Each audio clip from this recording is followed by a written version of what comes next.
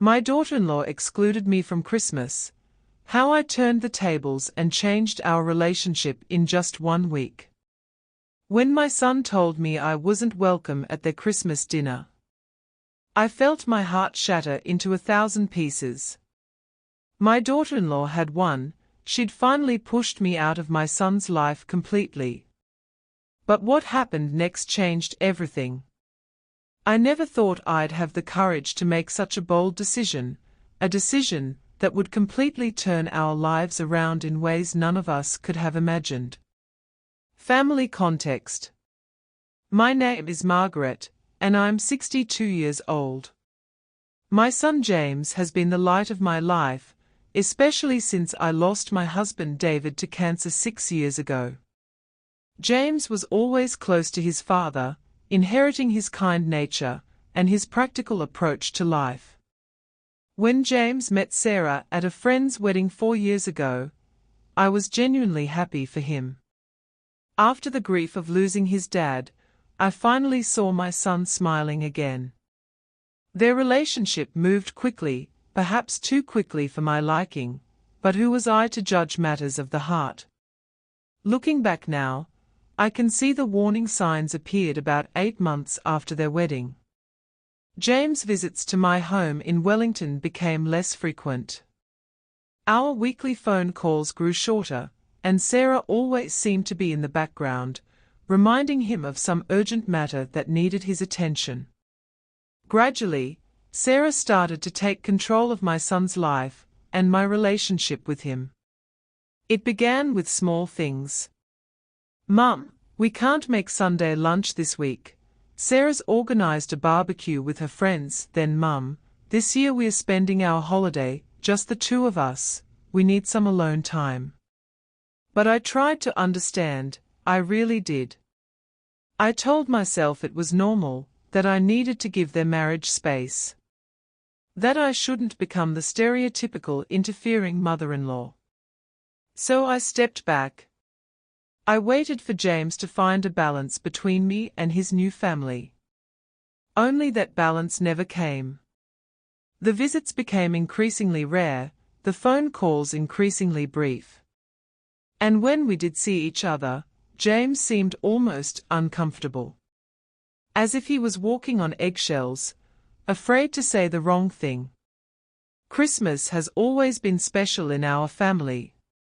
We had our own Kiwi traditions that blended David's English heritage with our New Zealand lifestyle.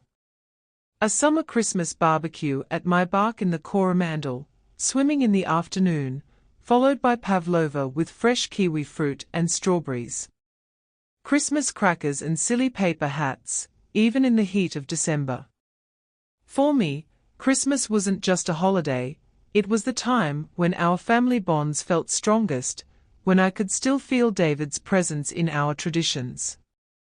The betrayal. It was early December. I was already planning the menu for our Christmas barbecue, and had bought presents for James, and, though with less enthusiasm, for Sarah too. That day I received a call from James. I can still remember every word of that conversation. "Mum, I need to talk to you about something." His voice had a slight tremor. "What is it, love?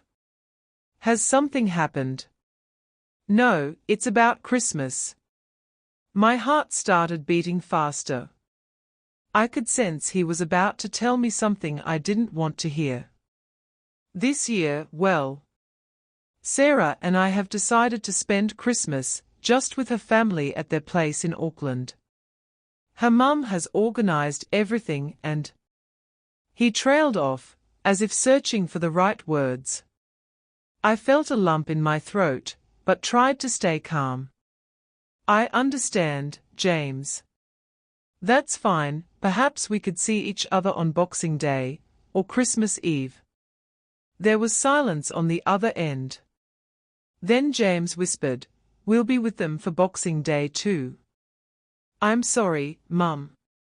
I heard Sarah in the background saying something, and James quickly added, "Sarah says maybe we could catch up after New Year's, perhaps for a day at the beach." After New Year's, as if that was some consolation. As if Christmas was just another date on the calendar, and not our most important family tradition. I don't know how I managed not to burst into tears right then. I just said, "That's all right, James, don't worry about it. We'll see each other after the holidays then." After hanging up, I sat motionless for hours. I stared at the half-decorated Christmas tree and felt an enormous emptiness inside. It wasn't just disappointment about spending Christmas alone, it was the realization that I was losing my son. That night I couldn't sleep. I kept thinking about all our past Christmases together, about how James as a child would wake up at dawn excited about his presents, about how, even after his father's death, we had kept our sense of family and tradition alive. The next day I tried calling James, but Sarah answered. She told me James was busy and that he'd call me back. He never did. Then, 3 days later, I received a text message from Sarah, not from James, from Sarah. A message that made everything crystal clear. "Margaret, I know you're disappointed about Christmas, but you need to understand that James has a new family now. My parents are very big on family traditions and want us all together.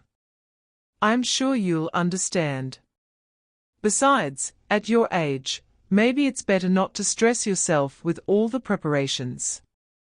At my age, as if I was some frail old woman, and not a fit 62-year-old who still goes hiking every weekend." And those words about a new family, as if I was no longer part of my son's life. It was in that moment I realized this wasn't just about Christmas. Sarah was systematically trying to push me out of James' life. And she was succeeding. The internal turning point. That evening I cried until I had no tears left. I felt betrayed, abandoned, replaced. I looked at photos of James as a child, of the three of us as a happy family, and wondered where I had gone wrong. But the next morning, something inside me changed. I woke up with a clarity I hadn't felt in years. Maybe it was anger, maybe it was determination, but I knew I couldn't remain passive while my family was being torn apart. I started thinking about the past few years, all the times I'd given in to avoid causing problems. All the times I'd accepted being sidelined so I wouldn't appear to be the interfering mother-in-law. And I realized my silence had only made things worse. I called my friend Helen, who's been like a sister to me since we were at university together. I told her everything and she listened without interrupting. "Margaret," she said when I finished, "you've always tried to be the perfect mother-in-law, the one who never interferes. But sometimes you have to fight for the people you love." Those words hit me deeply. I had always thought that loving meant stepping back. But perhaps, at that moment, loving my son meant stepping forward. I spent the day thinking about what I could do. I didn't want to become a vindictive or manipulative mother-in-law. I didn't want to put James in a position where he had to choose between me and Sarah. I just wanted to reclaim my place in my son's life. That's when I remembered something I had almost forgotten. 3 years earlier, when James and Sarah decided to buy their first home in Wellington, they were struggling with the mortgage. The housing market was booming, and banks were demanding a deposit they couldn't afford. And I, without hesitation, had offered them my life savings, $80,000 that I had set aside for my retirement. "It's a gift," I had told James. "I want you to have your own home, to build your future." James wanted to pay me back eventually, but I had insisted it was a gift. However, we had made an informal agreement. He would put a small percentage of the house in my name, as a security measure. I had never asked for that agreement to be formalized. I trusted my son, and it seemed petty to insist on legal matters. But now I realized that situation gave me some leverage. I didn't want to use that money as a weapon. But perhaps I could use it as a way to open a conversation, to make James understand how much the situation was hurting me. That evening I called my neighbor Bill, who happens to be a retired solicitor. I explained the situation and asked for his advice. Margaret, technically that money is an undocumented loan, he explained. We could formalize this and request that your contribution to the property be recognized. It's not revenge, it's just putting in writing what was already agreed. I spent a sleepless night, torn between the desire to act and the fear of making things worse. But finally I made my decision. Transformative action. The next day I went to Bill's home office and we prepared all the documents. A formal letter acknowledging my contribution to the house purchase and requesting that I be recognized as having a percentage of ownership, as verbally agreed 3 years earlier. Are you sure you want to do this? Bill asked before sending the letter. No, I answered honestly. But I'm sure I don't want to continue like this. The letter was sent by registered post, addressed to both James and Sarah. I knew she would probably open it, as she handled all the household administrative matters. Then I waited, with a heavy heart, but with a new determination. The reaction came more quickly than I expected. 2 days later, at 7 p.m, I heard someone knocking forcefully at my door. It was James, alone, with the letter in his hand and an expression I had never seen before. Mum, what is this? He waved the letter in front of me. I invited him in and asked him to sit down. He was angry, confused, hurt. Do you want the money back? Why didn't you just tell me directly? Why involve a solicitor? I took a deep breath. James, I don't want the money back. I want my son back. He fell silent, surprised by my words. For the past 2 years, I've watched you drift further and further away. I've respected your space. I've accepted being pushed aside to avoid causing problems. But when you told me I couldn't spend Christmas with you. Christmas, James. I realized I was completely losing my son. Mum, it's not like that, it's just that. He hesitated, searching for words. It's Sarah, I said calmly. She doesn't want me to be part of your life.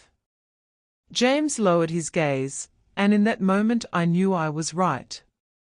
She thinks you're too involved in our lives, he finally admitted. She says we need to set clear boundaries. Boundaries? James, I call you once a week. I see you once a month, if I'm lucky. What other boundaries should I respect? James looked uncomfortable, conflicted. I know it's difficult for you to find a balance, I continued calmly. But completely excluding me from your life isn't the solution. I'm not asking you to choose between me and her. I'm just asking you not to forget that I'm still your mother. There was a long silence. Then I added, regarding that letter. I don't need the money. I need you to recognize that we built that house together, as a family. That I was part of that dream. James looked at me with tears in his eyes. What do you want me to do? I want you to talk to Sarah. To explain to her that excluding me from your life is not acceptable. That you and I have a bond that needs to be respected. And I want you to formalize the fact that a small part of that house is mine, as we had agreed. And if she disagrees, he asked with uncertainty in his voice. Then you'll have to decide what's more important to you, I replied calmly. But know that I'll always be here for you, whatever happens. James left promising to talk to Sarah. I didn't know what to expect, but for the first time in a long time, I felt strong again. In the days that followed, I heard nothing from James. Christmas was approaching and I had accepted the idea of spending it alone. I started planning a small trip, perhaps to a park by the beach, so I wouldn't be alone with my thoughts. Then, 4 days before Christmas, something unexpected happened. James came to visit me with Sarah. She had a stiff expression, but she was there. "Mum," James said, "we wanted to talk to you." I prepared myself for the worst. Perhaps they wanted to discuss the letter, maybe negotiate. But instead, to my great surprise, Sarah spoke. "Margaret," she began with a tense voice, "James has explained how important you were for the purchase of our house. He's also made me understand how important it is for him to maintain a relationship with you." She paused, as if the words were difficult for her. I've always been afraid you would interfere too much in our lives. That James was more attached to you than to me. But perhaps I overreacted. James squeezed her hand, encouraging her to continue. "We wanted to ask you." Sarah hesitated, "If you would like to spend Christmas with us. At our place." I was speechless. It wasn't what I expected. "We could prepare the meal together," James added with a cautious smile. "And we've also thought about formalizing the agreement about the house, as we had initially said. A small percentage in your name, as recognition of your help." I looked at my son, then at Sarah. She didn't seem enthusiastic, but she seemed sincere. And for me, it was a beginning. Resolution and reflection. Christmas arrived and, for the first time in 3 years, I felt part of a family again. It wasn't easy at first, there was still tension in the air. But we cooked together, exchanged gifts, even laughed about some old family stories. Sarah's parents joined us for dessert and, surprisingly, her mother and I found ourselves talking about gardening and grandchildren. Perhaps Sarah also needed to feel accepted by her husband's mother, just as I needed to be accepted by her. A few days after Christmas, we went together to a solicitor. They formalized the fact that 10% of the house was in my name. It was never about money or property, it was about recognition, about respect. But the real breakthrough came 3 months after that Christmas. James and Sarah discovered they were expecting a baby. And when they told me, I saw something new in Sarah's eyes, perhaps the understanding that soon she too would become a mother, and that family bonds are more complex and important than she had ever imagined. "We want you to be present in the baby's life," Sarah told me. "To tell him about his grandfather, about your traditions." Those words healed a deep wound inside me. Today, 3 years later, things are very different. My grandson William is 2.5 years old and is the joy of my life. I spend 2 afternoons a week with him while James and Sarah work. And Christmas has once again become a family celebration, a larger family, with new traditions, but with the same love as always. What I learned from this experience is that sometimes we have to fight for what's important. Not with anger or revenge, but with determination and clarity. I almost lost my son forever trying to be the perfect mother-in-law, the one who never complains, who accepts everything in silence. But I realized that true love also requires courage. The courage to say no, this isn't right, when someone tries to exclude you from the lives of the people you love. If you're experiencing a similar situation, if you feel excluded from your children's lives, remember that you have the right to make your voice heard. Not with shouting or recriminations, but with the calm determination of someone who knows they deserve respect and love. We Kiwis have a saying, kia kaha, stay strong. Sometimes strength isn't about enduring in silence, but about standing up for yourself and your loved ones. And what about you? Have you ever experienced a similar situation? How did you handle it? Leave a comment below and share your experience. It might help someone else who's going through the same pain. Thank you for listening to my story. See you soon, with another true comeback story from Down Under. I'm Luca Mackin, and this has been Down Under Comebacks.